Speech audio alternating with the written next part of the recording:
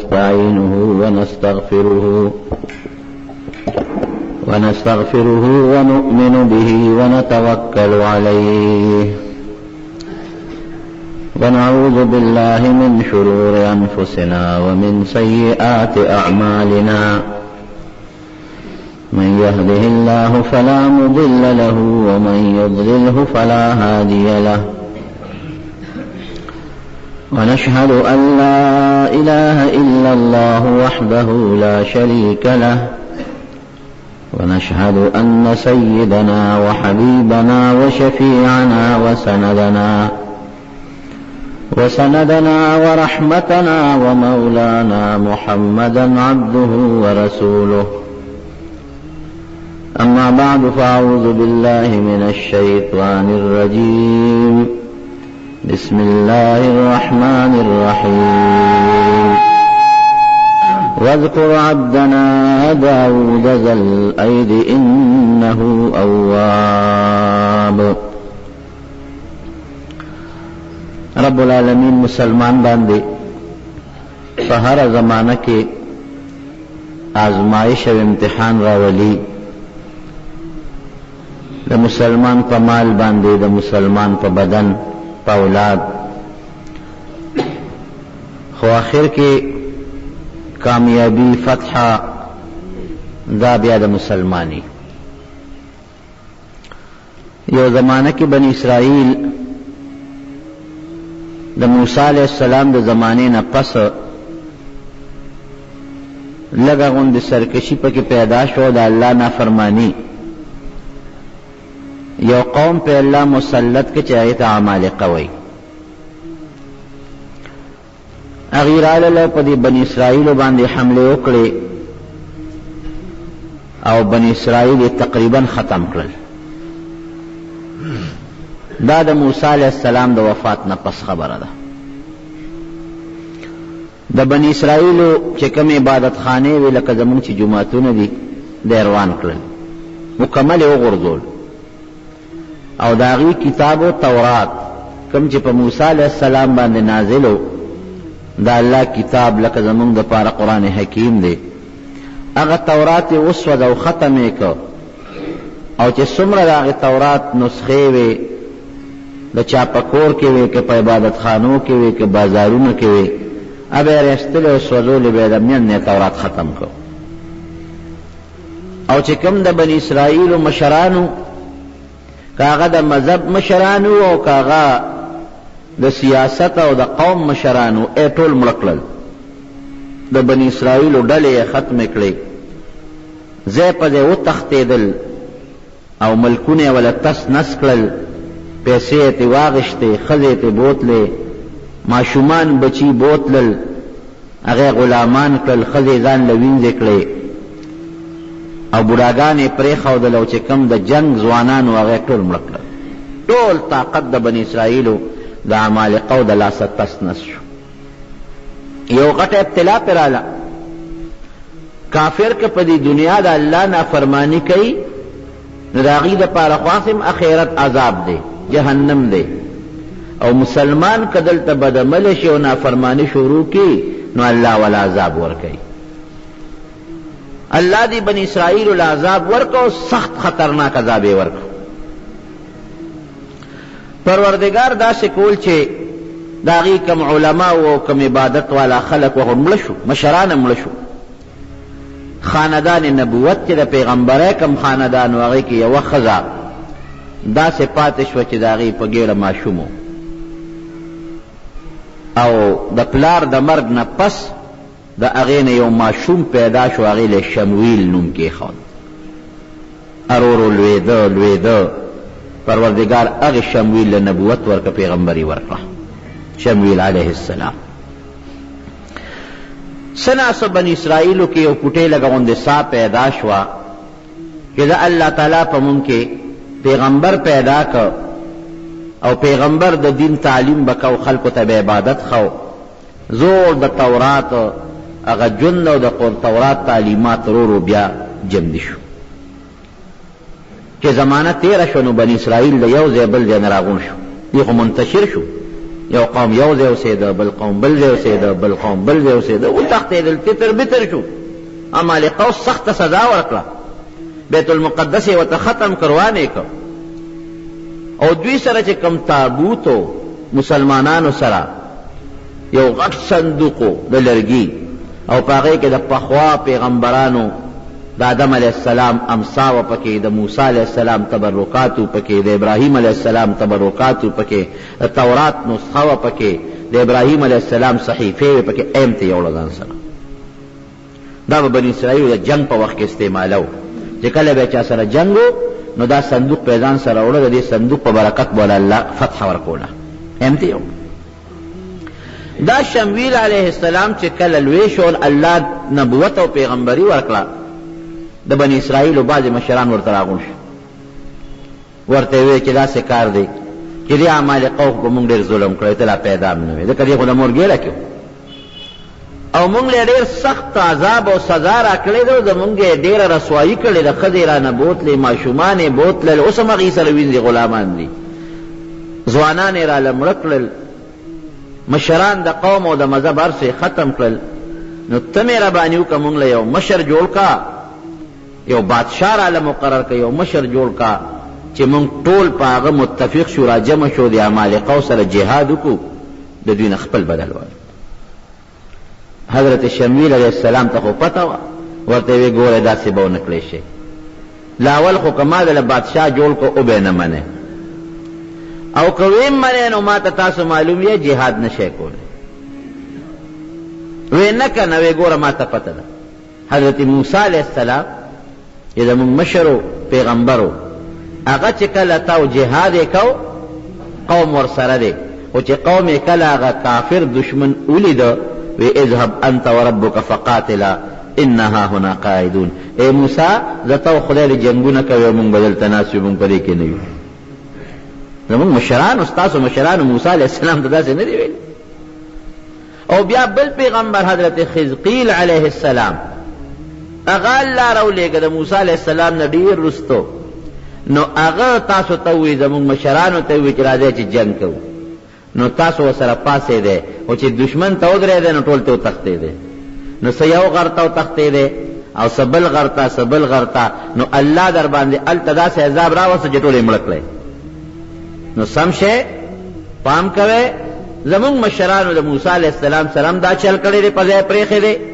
او حضرت خزقیل علیہ السلام هم په ځای پرېښی دی. نو که ما هم دله اوس یو بهادر انسان او یو بادشاه مقرر کړ، یقین مې در باندې نه راځي چې جنګ به وکړې، د تیار خواره من او سلوا به خوړل که نه، تیار ترنجبین او تیار سیسه او منځان به ورته راتلل، او په هغې کې به هم لا پیاز او مسور غوښتل. د هغې خلکو اولاد نه یاست. بهر کیف دی وی چې نه، موږ به ولې جنګ نه کوو، موږ خو دومره رسوا شوي یو، ذلیله یو چې د حد نه او د سترګو د لګولو ځای نشته. موږ خو دغه ظالم قوم کافر و برباد کړي وو، زمونږ جماعتونه، زمونږ د الله کتاب او زمونږ د دین او د قوم مشران او ښځې زمونږ خو تبعی کړې ده. موږ له شا به یو بادشاه مقرر کا، او موږ بالکل ورسره ځو او د دې کافرو نه خپل بدل اخلو، او په دې بادشاه به دا ټول بني اسرائیل راغونډم شي، یو ځای به شو پې ټول. وی ښه وی ښه د یو کس ته مقرروم. نو په دې د ده په رعیت کې یو کس و طالوت دا غنمو، هغې وله بادشاه مقرر. دا هغه زمانه وه چې بادشاه به جوده او پیغمبر به جوده، پیغمبر به بادشاه نو بادشاه به پیغمبر، هغه زمانه وه. بادشاه وله مقرر که طالوت، وی دا ستاسو بادشاه دی، ده سره غون شئ، دې به راته طریقې برابر کی او ورځئ په دې کافرو باندې جهاد ورسره وکړئ. وی خد دا طالوت تی مونږ له بادشاه مقرر کړ، دا غریب دی. ولم یؤت سعة من المال، دا خو فقیر غریب سړی دی، مسکین، چې ته مالدار به دې کتلی، دولتمن سړی به دې مونږ له بادشاه کړو، دا غریب سړی دی. لومبې اعتراض وی ګوره ما درته نه وی چې لاول خو دلکه ما بادشاه مقرر کړ، نو تاسو هغه باندې متفق کېږئ نه، او که متفق هم شئ نو د جنګ ځوانان نه یې، خو تاسو غوبل کو نو. وی نه داس دا مونږ نه منو. وی اوس خو ما د الله سره مشوره کړې ده، ما خو د ځانه نه دی مقرر کړی،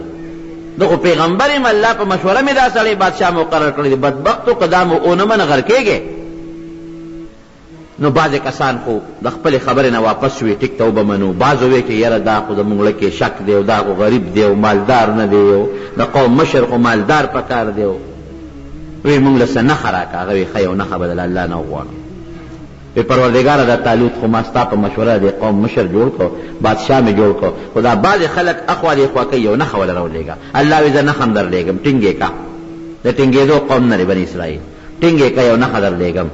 آغا تابوت چې کم ته هغه کافرو وړیو تختولیو ته او په هغې کې هغه تبرکات پراتو د تورات نسخه پکې پرته ده او د ابراهیم علیه السلام او د آدم علیه السلام صحیفې پکې پرتې دي او د مختلفو پیغمبرانو تبرکات پکې پراته دي هغو کافرو ځان سره وړیو او کافرو به یې ډېر خیال ساته ځکه هغې کافرو به هم ځان سره دا ګرځو په جنګونو کې نو چې په کوم ځای به ورتلل نو کامیابي به مونته الله داسې وکړه چې هغه تابوت هغې پورې الله سپېره کړ هغوی خدای سپېره کړه چې کم علاقه کې تابوت پروت و نو په هغې کې وبا ولګېده هغې ویره دا جوړ د دې چل دی دا هغې قوم ته وړو چې هغې قوم ته یې وړه هلته بیماري خوره شو وی هغې قوم ته یې وړو بل کلي ته یې وړه هلته بیماري خوره شو خو دا لرکول پکار دی چې ویې سوځو ماتې کو وی نه ګورې وسوځویم او ماتویم ځکه د پیغمبرانو تبرکات دي پکې خو داسې به وکړو د خپل کلي نه به چېرته بل خو چېرته به یې وړو وی داسې وکړې یو د غوار یړی راوسته او دا صندوق یې په هغې کې کېښوده او د بني اسرائیلو طرف ته یې وله مخه ورکړه وی ځای ورسره مه ویې شړی بس دا به هغې کره ځي را په مخ یې د هغوی پر یړه کې واچوه تابوت پکې پروت دی او را روان دی شپه ده هغه هغوی نیغ راغی او د تالوت د دروازې مخکې ودرېده نه مخکې قدم او نه وروستو قدم خلک چې را پاڅېدل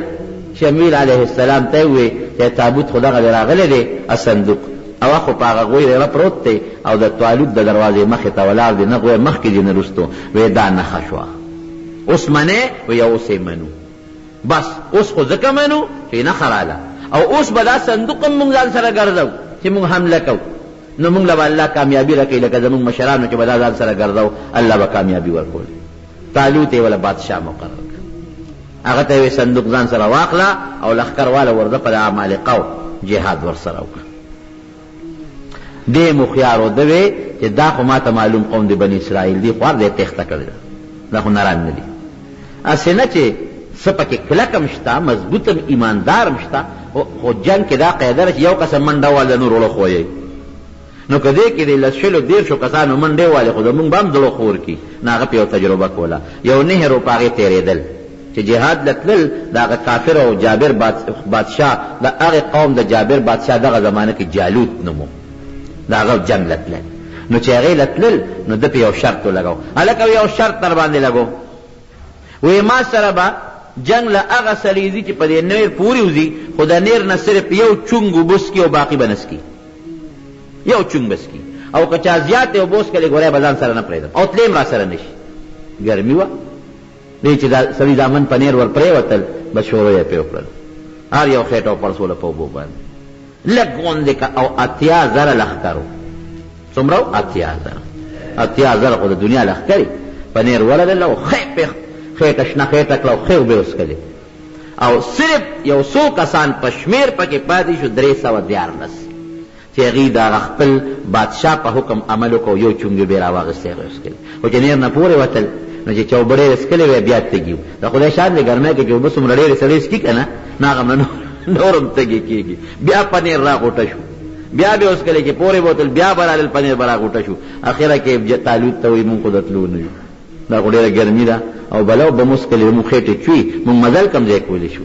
او هغه 314 کسانو وی چې مونږ ستا په خبر عمل وکړو یو چونګو به مو څکلې تنده مو لږه سړه شوه مونږ کې د تلو طاقت شته دا نور نران پاتې شو 314 ځان سره نبی علیہ السلام فرمایي بخاری شریف کې حدیث د بدریینو متعلق وی زمونږ شمیر د بدر د صحابو د طالوت د لښکر برابر دی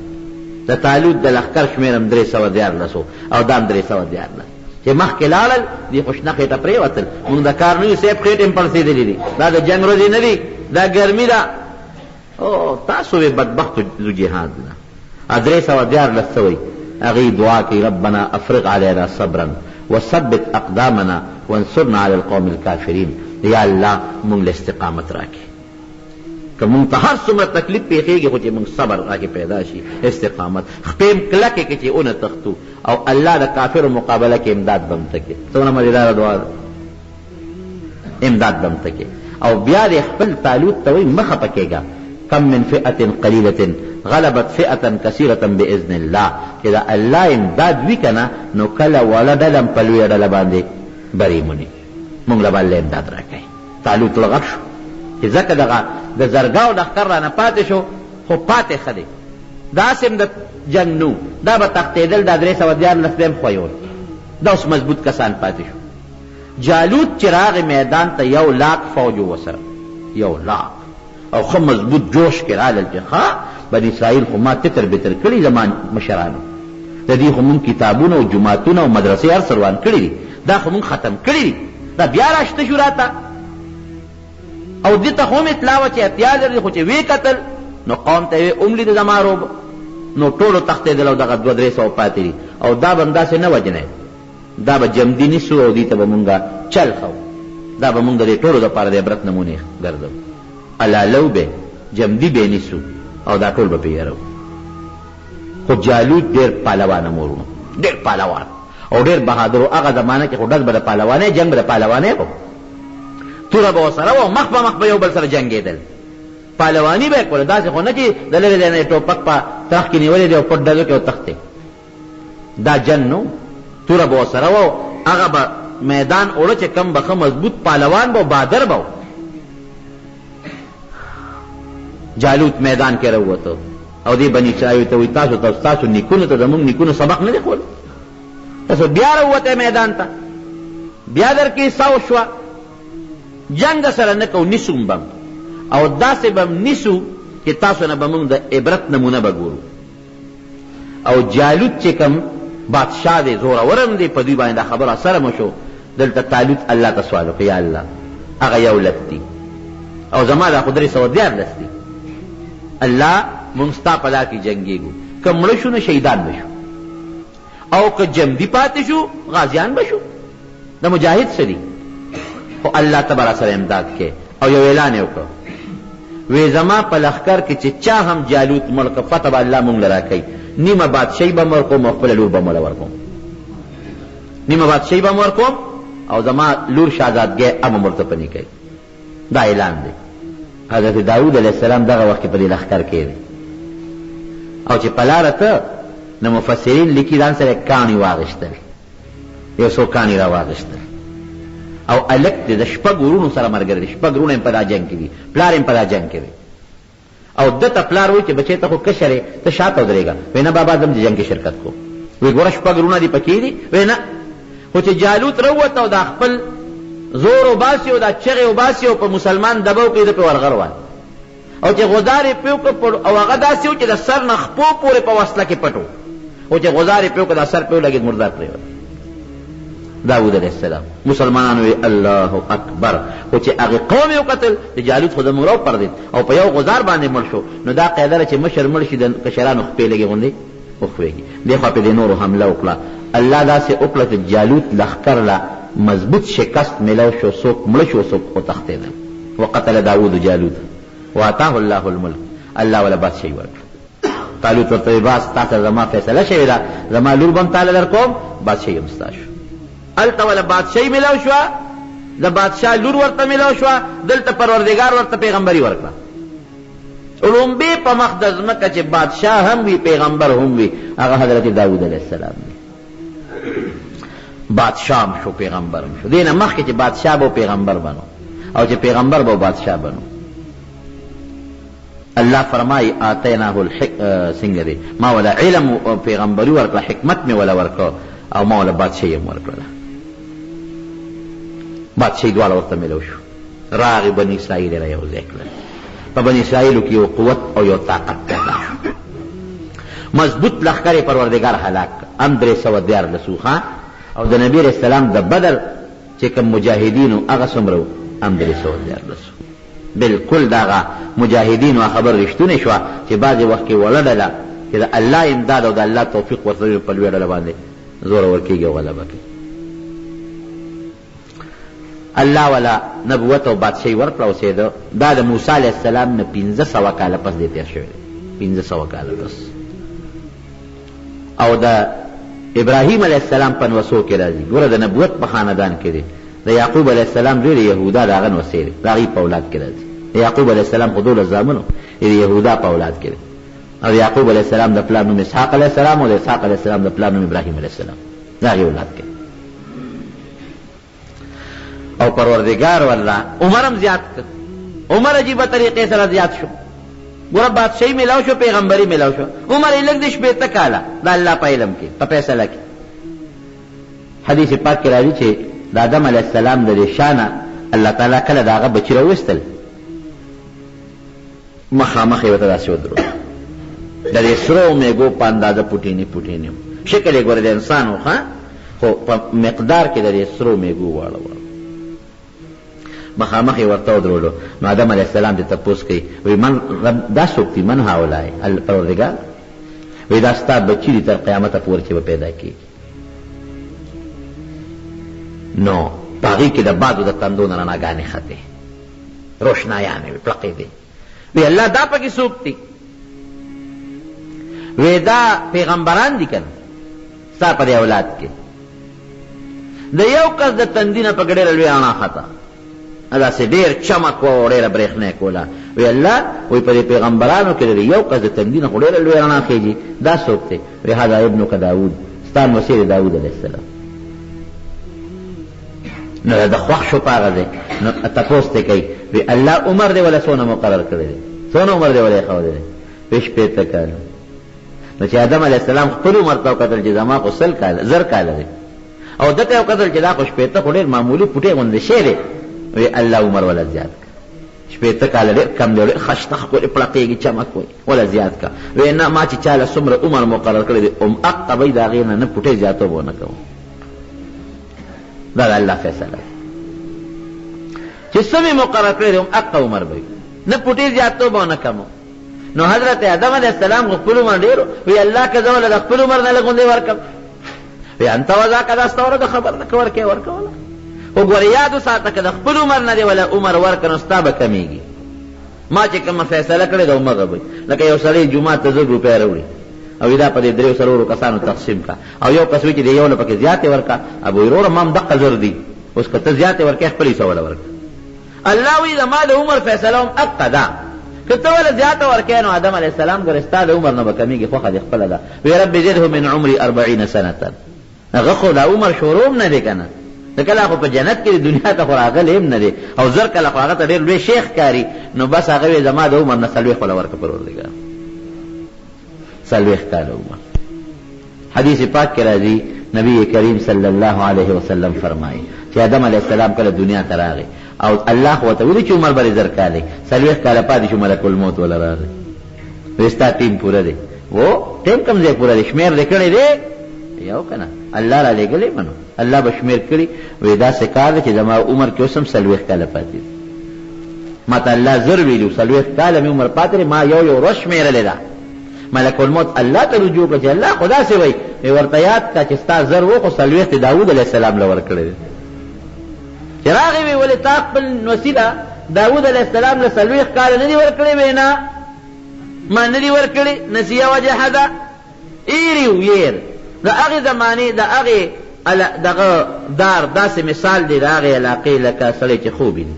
بعض انسان ته خپل خوب یادي او بعض انسان ته خوب یاد نه یېري. نو اخو د بلې دنیا معاملې وي. نو آدم علیه السلام ته یاده نه وه دا خبره. قرآن کې الله په خپله وایي وی یېرې مو او انکار یې وکړه. نو د اولاد نه یې ځکه خبره یېرېږي او انکار هم کوي.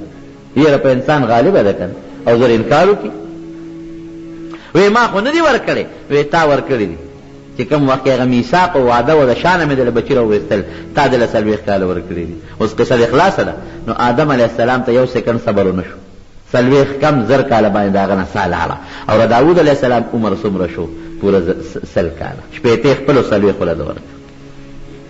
نو داود علیه السلام ته څو څیزونه میلاو شو؟ نو 3 بادشاهي میلاو شوه د بادرۍ د وجې نه، مفتو کې نه، بادري وکړه، یو لوی کافر یې مردار کړ. او دا هغې په مقابله کې رب العالمین ورته پیغمبري ورکړه او د آدم علیه السلام د عمر نه هغه د خپل عمر نه مخکې نه 40 کاله سنبالې ښودو جدا ده او پروردګار ورسره یو احسان بله م وکړو یو کتاب یې نازل که زبور تورات خو و ګډوډ شوی و نو نوی کتاب الله دې له راولېږه زبور او ده به صاحب تلاوت کو او داسې تلاوت به ده له زبور کو چې ناشنا تلاوت د نبی علیه السلام په صحابو کې یو صحابي دی ابو موسی اشعري رضی الله عنه دا هغه ډېر خشته اواز دومره خشته اواز و چې کله ابو موسی اشعري رضی الله عنه تلاوت کو رسول الله مبارک به ورسره سر لقاو اے ابو موسی وی داسې خشته مزیدار اواز الله درکړی دی لکه د داود علیه السلام اواز چې څنګه ګوره پیغمبر علیه السلام د داود علیه السلام د اواز صفت کوي لحن داودی هغه په شان خشته اواز الله درکړی نو د داود علیه السلام اواز څنګه مزیدار او خشته و چې کم ځای به تلاوت د قرآن شریف کو نو غرونو به هم ورسره زبور وی کاڼو به هم ورسره زبور وی او مرغۍ به رالې په دې هوا کې به یې وزرې والې او ولاړې به وې او څاروي به ورته راجمع شي هغوی به هم ورسره په هغه تلاوت کې مصروف او چې ځنګل تبلال په ځنګل کې به د زبور تلاوت کو د ځنګل د اونو نه بم د زبور اواز وته دې ته تلاوت وی من څه اواز دی مونږ خو لاول اوازونه خراب دي خشته نه دي او که خشته اواز هم د چی نو په مانځه کې چې یو غړد وباسي زر یې ووایي ښکلی اواز سره مزېدار اواز سره تلاوت د قرآن شریف کوئ لږ کوئ خو ښکلی کوئ یو پو تلاوت وکړه یو رکوع تلاوت وکړه خشته اواز سره وکړه مزېدار اواز سره نبی کریم صلی الله علیه وسلم فرمایي چې کم وخت کې پیغمبر تلاوت کوي پیغمبر د قرآن شریف او په خشته اواز یې کوي الله وله داسې توجه ورکوي چې دونه توجه بل شي نه ورکوي ښکلی اواز د الله لوی نعمت دی الله دې زموږ نصیب نو لږ تلاوت خو په ښکلي او خشته اواز سره نو داود علیه السلام چې به کم وخت کې تلاوت د زبور کو او زبور بیا کتاب عجیبه دی زبور ټول د الله ثنو صفت دی هغې کې احکام نشته احکامات ټول د تورات کې تورات په احکامو به عمل کو زبور کې ټول د الله ثنو صفت نو چې ده به زبور تلاوت شروع کړو نو مرغانو حیواناتو او سیبه د کاڼو د بوټو دی به ورسره بنګار کو لکه یو سړی تلاوت کوي که نه او هغه تلاوت یې چا له خوند ورکړي نو هغه هم پړه کې رو رو پټ پټ ورسره لګي یا بشیر جان کله نعت وایي که نه او چا له خوند ورکړي نو هغې هم ورسره هغه کلی رو رو په قلار قدیم کله وایي لکه وایه راسره که نه نو هغه لا ښه خوند شروع دا خدای والي شوم دی مونږ ته نه وایي نعتونه بهر کې هغه در داسې خشته اواز الله ورکړو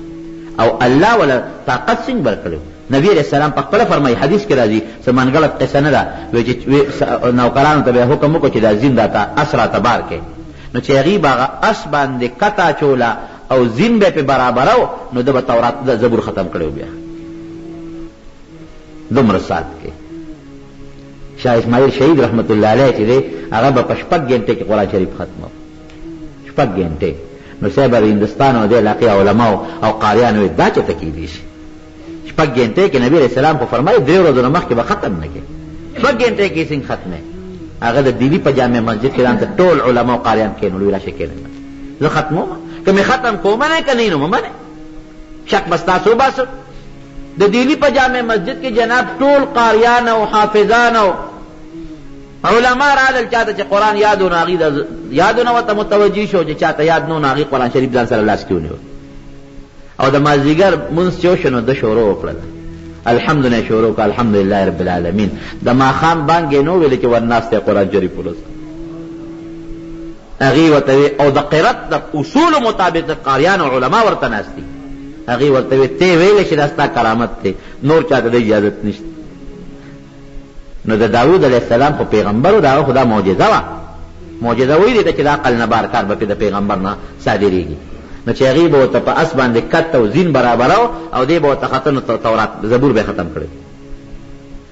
دی د اواز خشته والی عبادت به یې څنګه کو نو چې نبی علیه السلام د کوم عبادت صفت وکړي نو هغه د صفت قابل یې که نه نبی علیه السلام فرمایي ویله داود علیه السلام مونځ ډېر مزېدار ډېر اعلی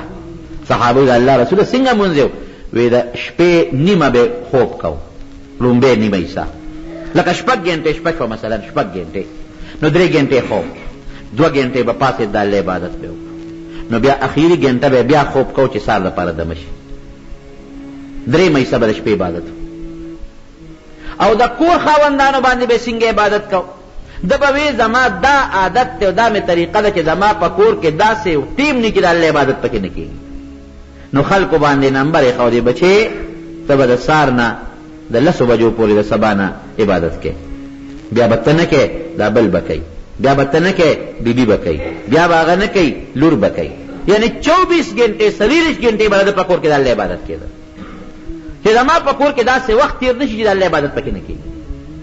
او روجه به څنګه روجه نیوله؟ نو ګوره رسول الله مبارکي صفت کوي. نبی علیہ السلام فرمایي بهتره روجې د داود علیہ السلام روجې دي، یو ورځ به روجه او بل ورځ به کوجه. نه تاسو کړه الله رسوله مونږ څنګه تهجد وکړو؟ داود علیہ السلام طریقه دغه څه کوي. او صاحب روجه څنګه ونیسو؟ صحابي وایي زه خو ډېرې نیوې شم. وی د داود علیہ السلام د روجو نه بهترې روجې نورې نشته، یو ورځ روجه او یو ورځ کوجه. نو پیغمبري میلاو شوه، بادشاہي میلاو شوه، زبور میلاو شو، ښکلی اواز ورته میلاو شو، عبادت به کو او ورځې به تقسیم کړی، یو ورځ به د الله عبادت وي دا مې د خدای ده، دې کې د بل چا کار نشته، بادشاہ هم خدا مې د الله ده. یو ورځ به د خپلو بچو سره وخت تېراو، دا مې د ما د بچو تربیت وکړم، بچي برابر کړم، د بچو اخلاق ټیک شي او د بچو سره چې سړی ناست وي نو خوندن کوي. او یو ورځ به جناب د رعیت دپاره ورکوله چې تاسو راځئ چې د چا څه قسمه کار راځي دي په دغه ورځ به دغه کار کوم، دا به تقسیم کوو. الله ورسره یو احسان بل وکړو، د زغرو د جوړولو چل یې ورته وښو. قرآن کې الله فرمایي وَأَلَنَّا لَهُ الْحَدِيدَ، اوسپنه. نو اوسپنه چې سړی لوور لواري کوي خو په اور کې ږدي او سټک ولا رابروي او پلکونه ولا رابروي، نه لوور نو چې داس پلکونه دی وایي. الله ورته اوسپنه داسې نرمه کړې وه چې په لاس به یې تاوله راتاوله، کلکه اوسپنه ګوتو کې به یې نیوله او تاوله به، او چې څومره به یې نری کوله نری کېده به، نو زغرې به یې جوړول. زغره په تاسو په دې جیبګرو کې به کتلې وي د اوسپنې کړۍ جوړې کړې وي، هغه په جنګ کې استعمالي، ځان ته یې واچي چې توره پې اثر نه کوي. نو هغه زمانه کې لواري زغرې به وي، هغه به درنې هم وي، خلک به ورسره ګرځېدي هم نه شو. ده به ښه مزېداره اعلی زغرې جوړولې او مزېدارې طریقې سره نرې اوسپنه او نرمولې به به یې خرڅولې. دې دپاره به یې دا کار کو چې زه د بیت المال باندې بوج نه شم او د خپل لاس ګټه وخورم. بیت المال مال به نه خورم، د خپل لاس په ګټه به خپله ګزاره کوله. لکه حضرت ابوبکر صدیق رضی الله عنه چې کله خلیفه شو د به کپړه خرڅوله، نو تارونه یې په اوږو بازار کې روانو، خدای مون بخښه کپړه خرڅو، تجارت یې کو. حضرت عمر فاروق رضی الله عنه ورغی مټې ونیو، ابوبکر څه کوې؟ وی دا کپړه بازار کې خرڅوم. وی د مسلمانانو کار به څوک کوي چې ته دا کپړې خرڅې؟ نو وی زما بچي به څه خوري؟ دا نه خرڅوم. وی راځه مونږ د بیت المال نه تنخواه مقرره. نو بیا کېنه د بیت المال نه ولا تنخواه مقرر کړه، او څومره تنخواه ولا مقرر کړه؟ دونه مقرر کړه چې د ابوبکر او د هغې د بچو په ادنا ګزاره کېده، ټوټې غوندې. نو حضرت داود علیه السلام ته الله د زغرو د جوړولو چل وښو. قرآن کې الله وایي اوسپنه مې ورته نرمه کړه، بغیر پلک او سټک او د اور نه به ورته اوسپنه نرمېدله، او د هغې نه به یې زغرې جوړولو خرڅولې به، او د خپل ځان او د بچو ګزاره به یې په هغې باندې کوله. د الله احسان شو. ګوره الله احسان کوي بیا که نه، چې تا الله ته ځان نږدې کړې، الله به سره احسان کوي، الله به راته هر څه آسان کړي. یو ځل په کور کې ناست دی، رکې دا راله، یاره وایي ما غوندې عبادت دا به په مخ د ځمکه بل څوک ونه کړي. خبره یې ټیک وه، غلطه نه وه، ځکه پیغمبر دی، د پیغمبر په شان عبادت امتي نشي کولی. او بیا مونځ او روجه او ټول کور کې یو شان عبادت، خو الله تعالی دا خبره خوښه نه شو. بعضې وخت کې یو خبره ګناه ني، خو د پیغمبر د پیغمبرۍ د شان سره مناسب ني. الله وی ښه دا دې څه ووایې؟ رونو حدیث پاک کې راځي کہ عبادت کې نو ځان ته به نسبت نه کوي چې دا زما کمال دی، چا ته به نسبت کوي؟ الله ته. هغه انسان چې هغه وایي الله ما دله لمونځ وکړه، ما دله روژه ونیوله، ما خو صدقه ورکړه، ما زکات ورکړه، ما حج وکړه، الله ورته څه وایي؟ مړه تا څه کړي دي؟ دا خو مال ما درکړه نو ځکه تا صدقه ورکړه که ما مال درکړه ځکه دې حج وکړه، تا پکې څه دي؟ او که ته مونځ کې او روژې نیسې نو ما دله ښکلی اندامونه درکړي، سترګې مې درکړي، پوزه مې درکړه، غوږونه مې درکړل، لاس پې مې درکړل، او عقل او دماغ مې درکړل. که ته ما لیونۍ پیدا کړې وې، په لاس او پو مې ګوټ شل پیدا کړی وې، ستا پلار به مونځ کړی، تا مونځ کولی شو، تا روژه نیولی شوه. خو زما امداد، او دا حقیقت دی رونه که نه دی؟ دا خو د الله امداد دی چې په اندامونو روغ، په عقل روغ، نو زما عبادت کوي. نو تا وایي چې ما عبادت وکړه، نو الله په دې خفه کېږي. او چې کوم انسان داسې ووایي یا الله ما خو صدقه نه راکړې، دا مال خو تا راکړې، زما څه مونځ دی، زر زر مې وکړه، زما څه روژه را، ما که حج کو خو تا مال لا کړی دی دا خو زما کمال نه دی الله ورته څه وایي بنده وي دا څه تا کړي دا خو تا کړي لاس پې تاوله کول پیسې تا راواغېستې د حج نیت خو تا وکړو ای بنده دا تا کړي دي ګوره زه په عاجزۍ الله خوشحاله شو د هغه بل په معمولي لویه باندې الله خفه کېږي الله چې خوشحاله په څه به خوشحاله په عاجزۍ او چې خفه کېږي نو کبر کوه په دې به خفه کېږي نو داود علیہ السلام کبر نه دی کړی حقیقت خبره وکړه پیغمبر دی پیغمبر په شان عبادت بل څوک نشي کولی الله ته خوښه نه شو کوم ورځ چې د عبادت و کور کې ولاړ دی په عبادت په دغه ورځ به د فیصله کړې و دروازه به بنده کړې و جرنده به وه د قلا دروازه او په هغې به پولیس ولاړو د هغه زمانې چې کوم پولیس یا فوج و چې څوک به ما ته نه پرېږدي هېڅ څوک به نه راځي ولې ما د خلکو دپاره جدا ورځ مقرر کړې ده او کور بیبیانو ته به تاسو هلته عبادت کوئ چې زما عبادت کې هېڅ قسمه خلل لا نه شي اوس دی لګیا دی خپل عبادت کې 2 کسه ورته ور واوړېدل 2 کسه ورغلل خصمان قرآن کې الله وایي څنګه دی ورپسې تصورا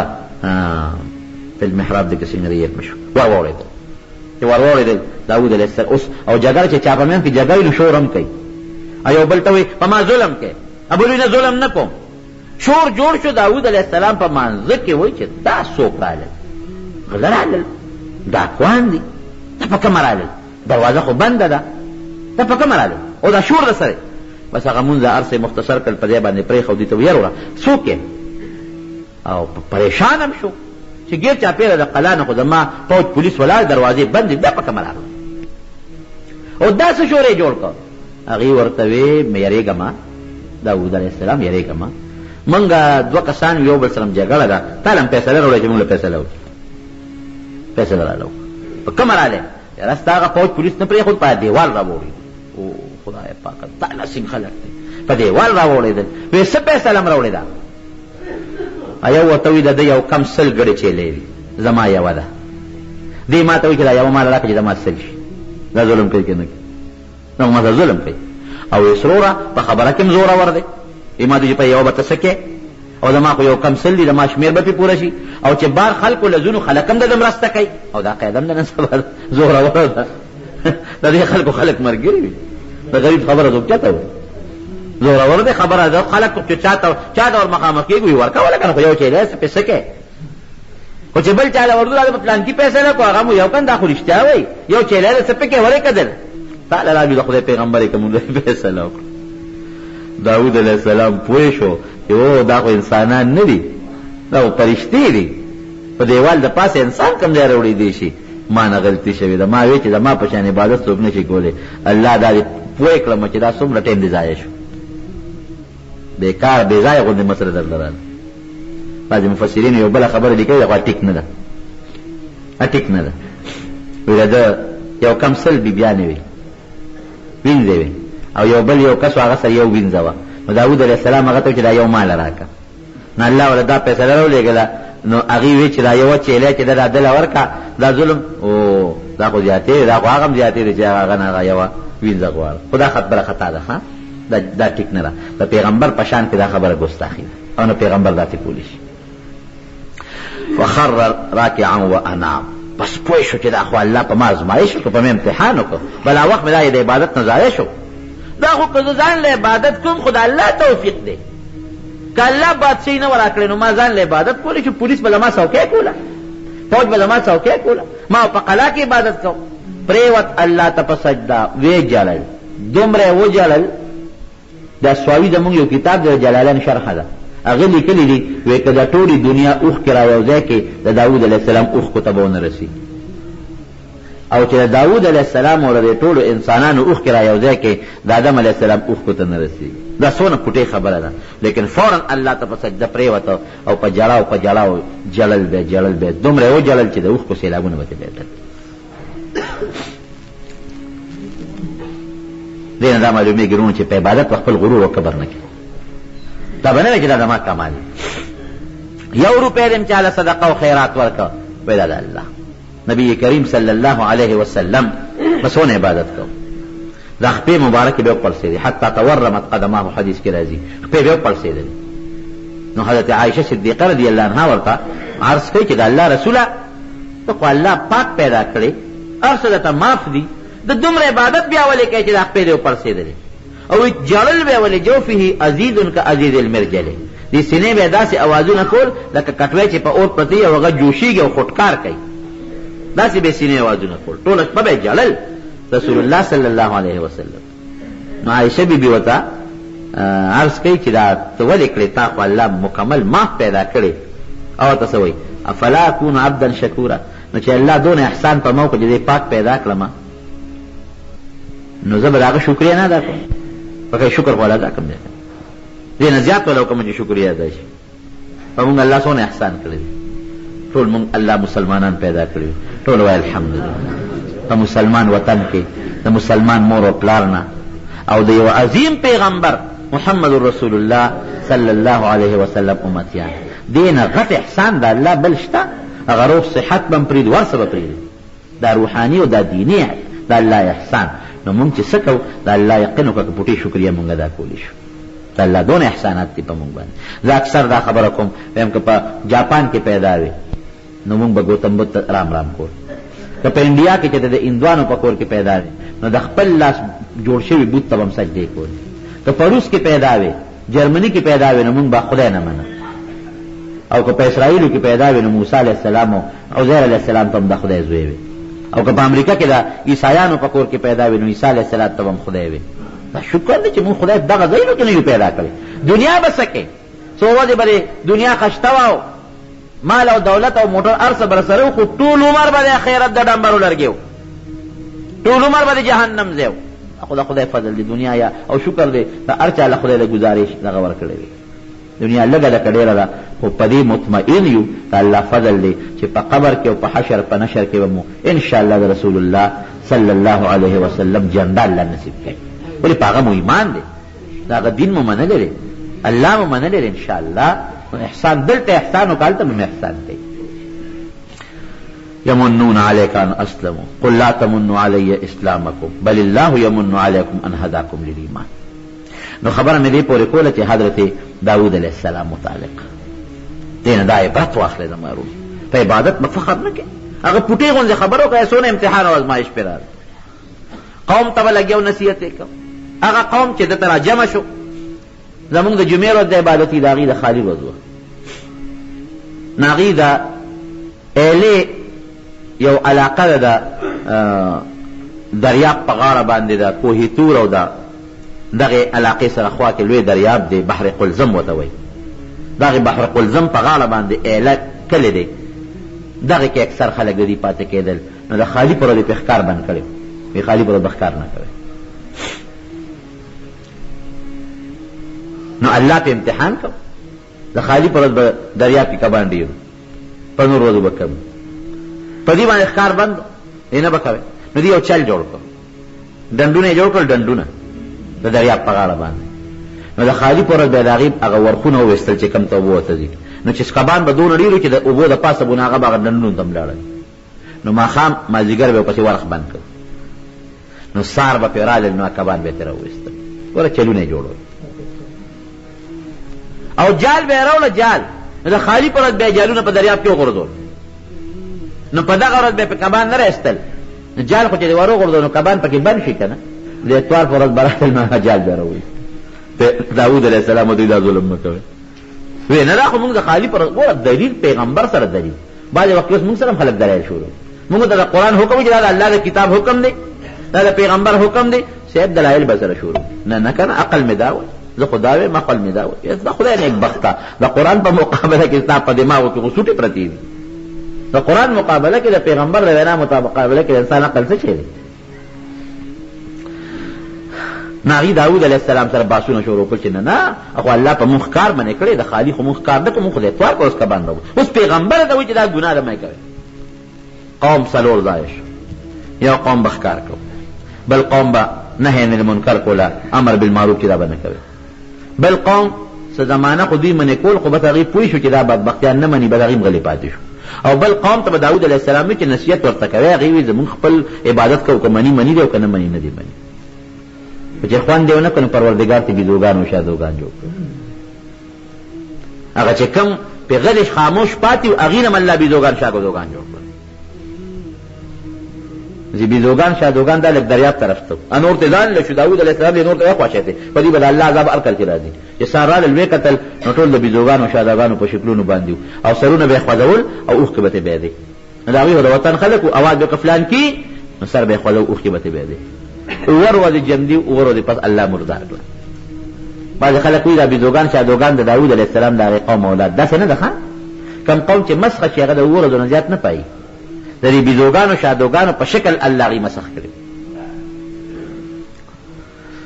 لوی عبرت ته پدې کې زمارونو لوی عبرت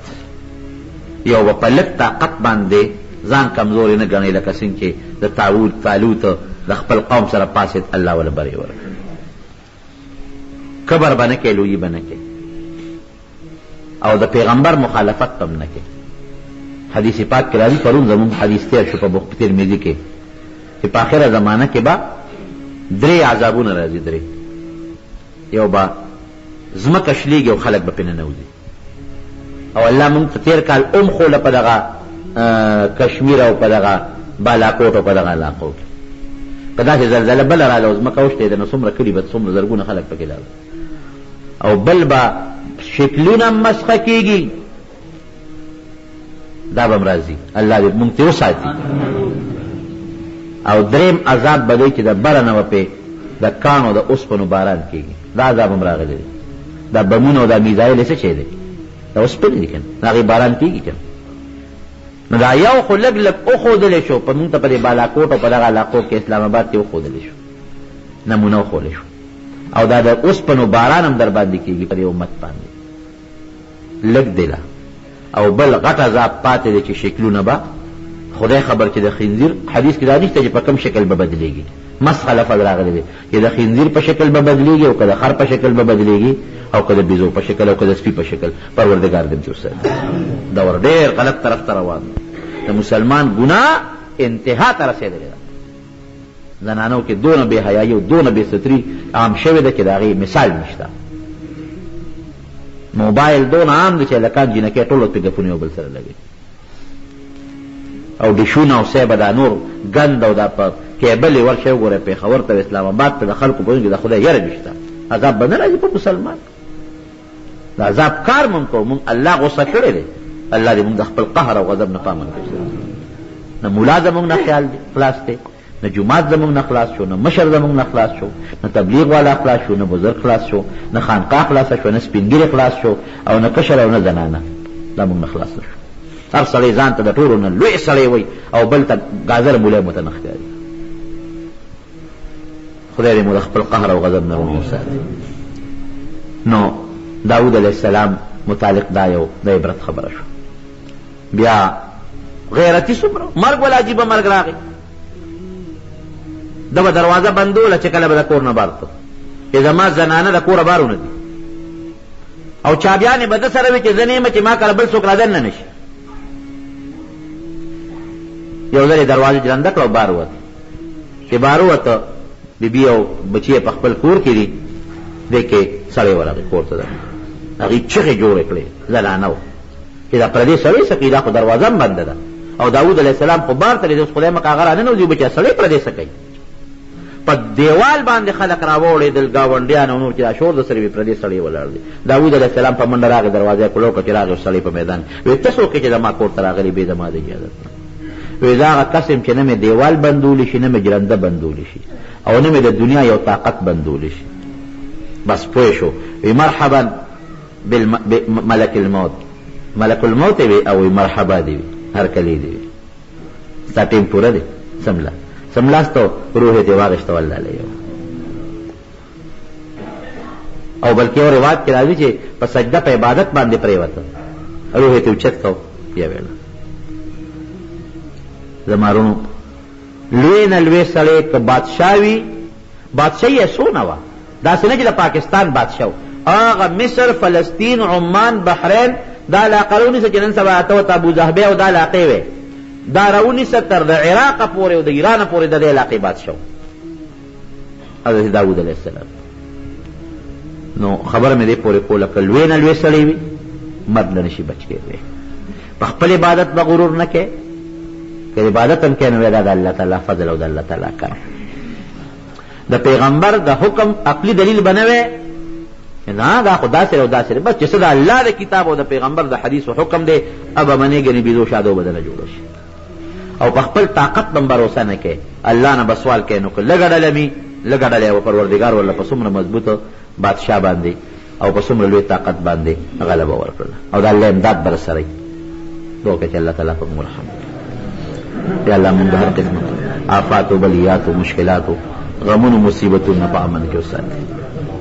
خدای د خپل قهر نه مساتي الله د خپل غضب نه مساتي خدای د مصیبتونو آفتونو نه مساتي یا خدای ټول امت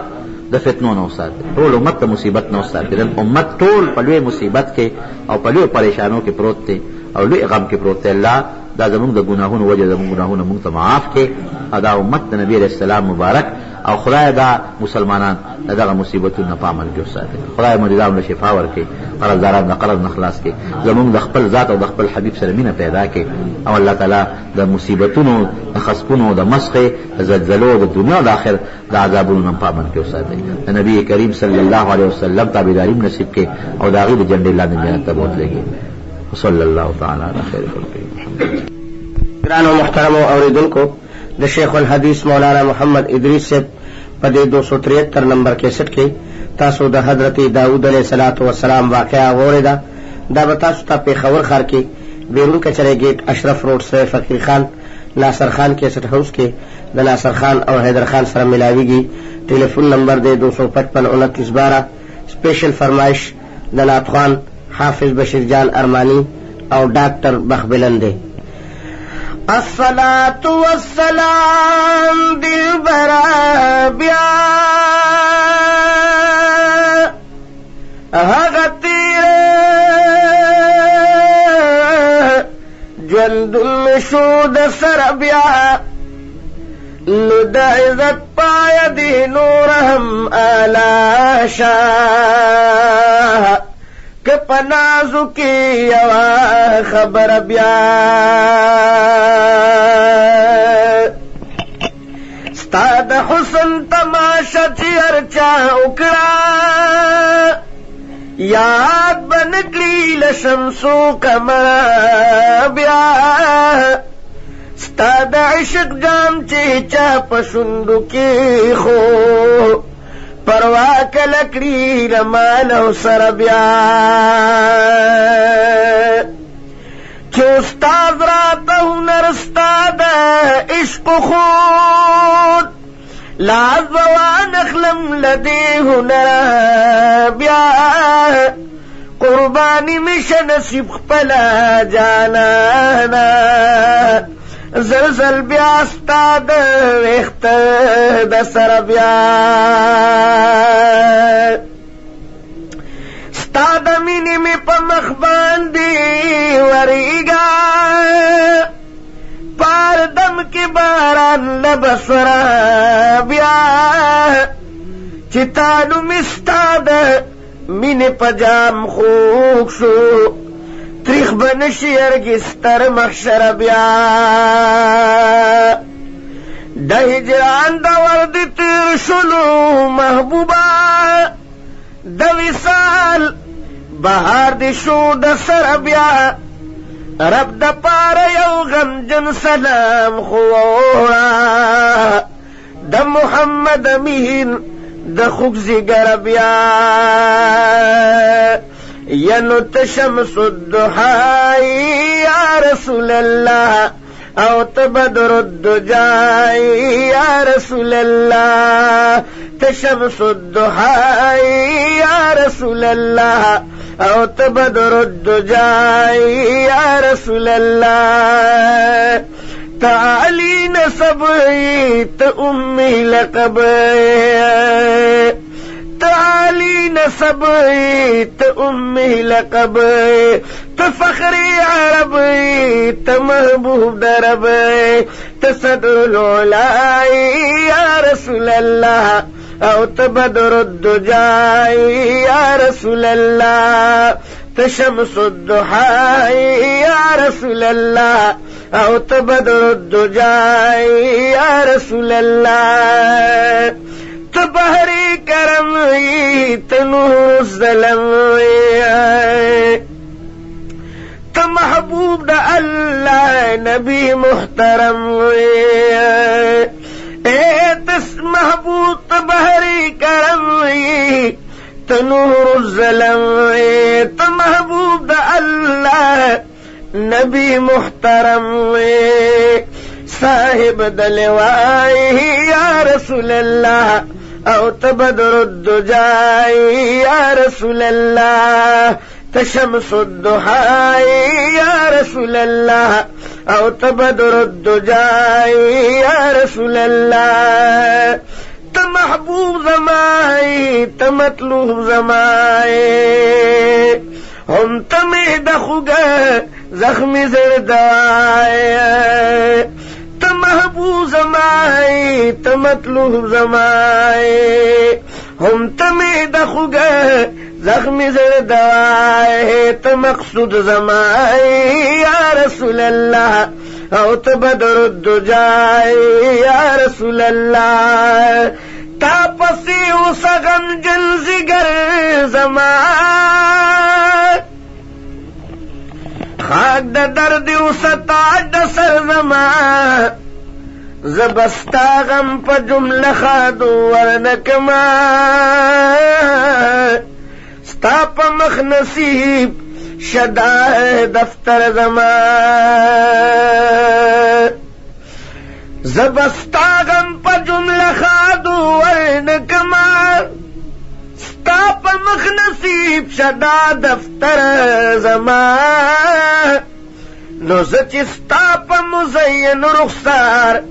شیدائشم مجنون سدے پا دغی ہنر زمان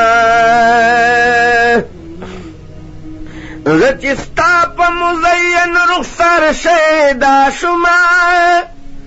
مجنون سدے پا دغی ہنر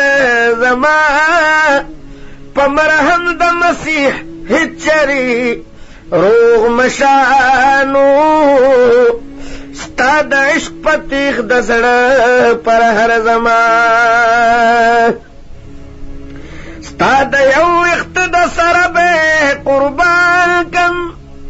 کازار وارش بہر بر زمان زد بلگل جو گوہر محتاج نیما ستا دا در خور دی گنج گوہر زمان تچک دی قدم دناس پکو ماز مکان رب دی فرش کری اغزائی بسور زمان ستا پا مقصباشی ستا پا ظلفش پشینو شکر دوارشو شامو سہر زمان محمد امین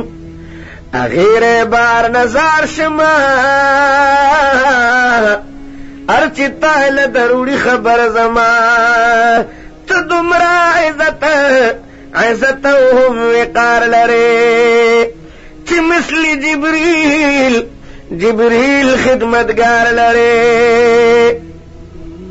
ونتخاذ دا مولائی یا رسول اللہ تبدر الدجائی یا رسول اللہ تشمس الضحائی یا رسول اللہ او تبدر الدجائی یا رسول اللہ گداستا دا درد محمد امین کرم خور نمادی شای بہترین تکندہ طائی یا رسول اللہ او تبدر الدجائی یا رسول اللہ تشمس الضحائی یا رسول اللہ او تبدر الدجائی یا رسول اللہ تشمس الضحائی یا رسول اللہ او تبدر الدجائی یا رسول اللہ تعالی نسبی تأمی لقبی تفخری عربی تمحبوب دربی زارت صدر العلائی یا رسول اللہ او تبدر الدجائی یا رسول اللہ تشمس الضحى يا رسول الله او تبدر الدجى يا رسول الله تشمس الضحى يا رسول الله او تبدر الدجى يا رسول الله او تبهری کرم تنور الظلم ایت محبوب دا اللہ نبی محترم صاحب دلوائی یا رسول اللہ تبدر الدجائی